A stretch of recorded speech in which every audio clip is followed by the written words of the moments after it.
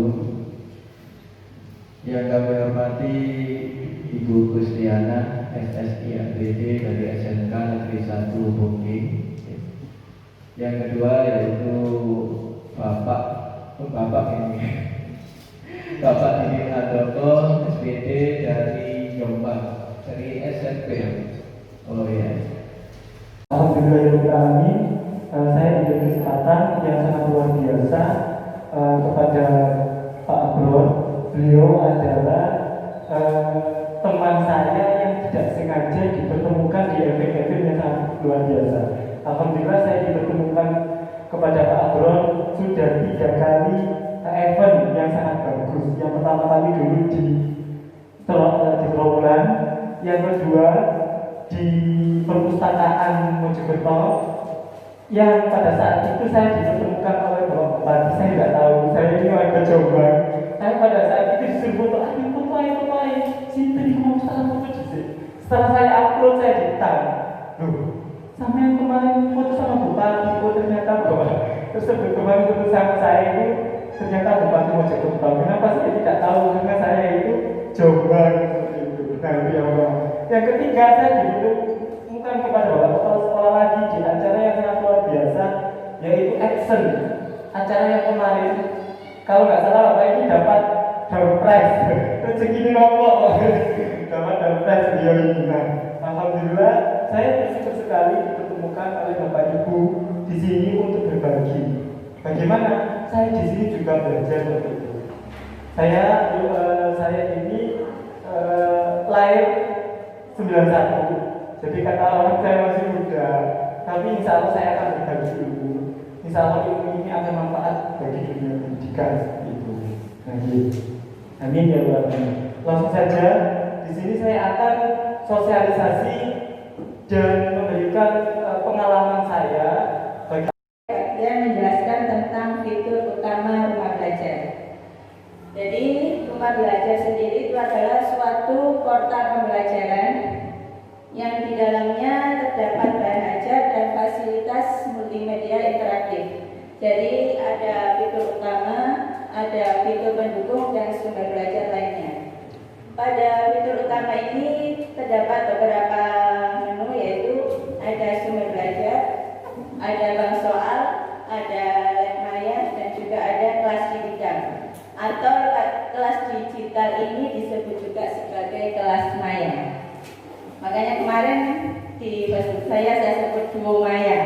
Di situ ada lab maya, ada kelas maya. Jadi sama-sama mayanya. Gitu. Untuk pertama kita bahas terlebih dahulu sumber belajar.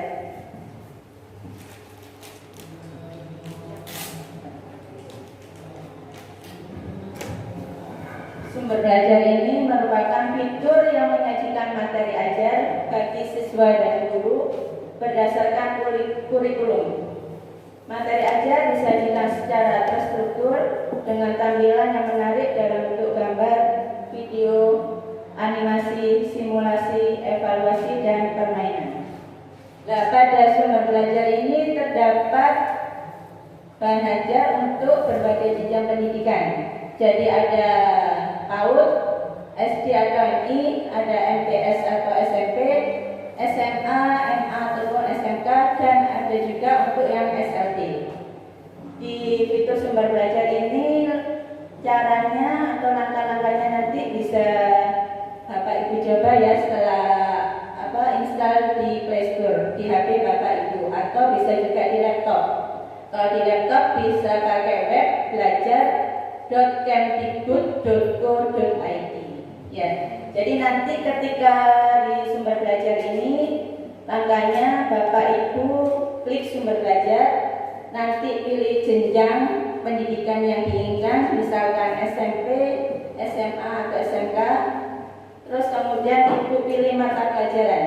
Jadi nanti di situ tersedia berbagai sumber belajar. Selanjutnya yaitu bank soal. Di fitur bank soal ini merupakan fitur yang berisi kumpulan soal dan materi evaluasi siswa yang dikelompokkan berdasarkan topik ajar. Jadi di bank soal ini Bapak Ibu bisa menyarankan peserta didiknya untuk membuka bank soal ini. Karena di Fitur ini ada soal latihan, ya soal latihan berbagai macam mata pelajaran, terus ada soal ulangan ataupun soal ujian. Nah ini lab maya. Lab maya. Jadi merupakan fitur simulasi praktikum laboratorium yang disajikan secara interaktif dan menarik, dikemas bersama lembar kerja siswa dan teori praktikum. Biasanya kalau kita mendengar kata laboratorium, itu kita identik dengan mata pelajaran fisika, kimia, biologi. Tetapi tidak, di lab maya ini ada berbagai macam mata pelajaran. Ada fisika, kimia, biologi, terus ada pertanian juga ada, terus ada juga matematika. Jadi matematika juga di Fitur ini ada laboratoriumnya. Kemarin saya aplikasikan ke siswa saya yaitu pada grafik fungsi kuadrat. Kalau pada matematika menggambar grafik fungsi kuadrat itu kan sangat jelimet ya. Di sini ada Bapak Ibu yang ngajar matematika? Oh iya, maaf bro. Nih, jadi kalau di matematika pada fungsi kuadrat, langkah-langkahnya itu kan ada berbagai macam tahap. Menentukan titik potong, terhadap sumbu X, sumbu Y, menentukan titik ekstrim. Terus untuk menggambarnya, kadang juga perlu titik bantu untuk memperhalus grafiknya. Tetapi di lab maya ini kita hanya menginput koefisien dari fungsi kuadrat tadi, hanya menginput A, B, dan C-nya. Ketika itu klik tampilkan, maka nanti grafiknya sudah jadi. Jadi hanya beberapa detik gambar fungsi kuadrat sudah terbentuk. Itu kelebihan dari lab maya. Di fisika juga ada fitur-fiturnya di situ. Kimia, biologi juga bisa. Jadi nanti silakan Bapak Ibu coba di fitur lab maya. Berikutnya kelas digital.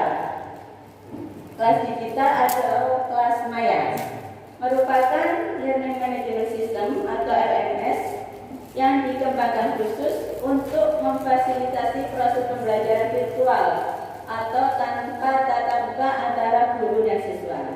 Kali ini selama masa pandemi ini kita kan mengadakan pembelajaran daring. Ya, jadi kelas maya ini bisa diterapkan pada masa pandemi ini. Ya, di kelas maya ini juga terdapat beberapa materi pelajaran yang Bapak Ibu inginkan. Ketika Bapak Ibu ingin mengupload materi di kelas maya ini, itu harus melalui beberapa tahap. Yaitu caranya gimana? Yang pertama, Bapak Ibu harus mendaftarkan sekolah Bapak Ibu sebagai sekolah penyelenggara, dan yang mendaftarkan itu adalah admin sekolah. Jadi sekolah Bapak Ibu harus terdaftar dulu sebagai sekolah penyelenggara di kelas maya. Itu langkah pertama. Langkah kedua gimana? Silakan Bapak Ibu mendaftar sebagai guru atau masuk kelas di kelas maya. Langkah selanjutnya kemudian baru siswa gabung di kelas yang Bapak Ibu sudah daftarkan tadi. Itu cara gabung di kelas maya. Mungkin di kelas maya ini hanya ada beberapa materi saja, tidak menyeluruh. Jika Bapak Ibu ingin masuk ke kelas maya, itu tadi mekanismenya. Dan itu tadi yang saya jelaskan tentang fitur utama rumah belajar. Mungkin dari Bapak Ibu ada yang ditanyakan, dipersilakan. Atau sesi nanti Pak? Oh, setelah materi selesai. Oke.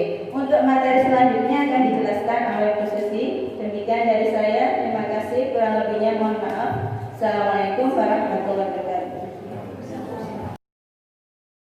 Semua guru ini bisa upload atau mengisi konten-konten yang ada di rumah belajar di buku. Dan Assalamualaikum warahmatullahi wabarakatuh. Baiklah, saya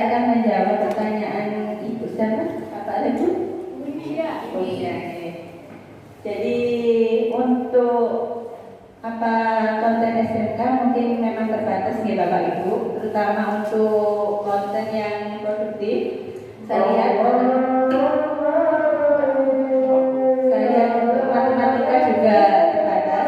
Kemarin saya itu mencari informasi, jadi kalau upload konten di sumber belajar itu semuanya bisa.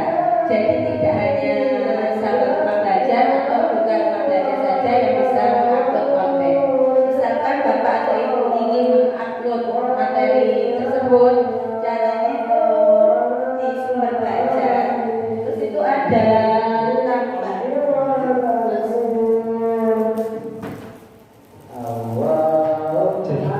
Oke, saya bantu ya. Pertama kali, kalau jaringan pengen upload, jaringan harus daftar dulu sebagai akun pengguna rumah belajar. Nah, setelah itu, kalau jaringan pengen upload modul atau video, jaringan nanti ada akun jaringan itu dibuka profil, itu ada biasanya tambahkan sebuah konten. Ada plusnya itu. Kalau dibuka menggunakan HP agak sulit. Jadi dengan menggunakan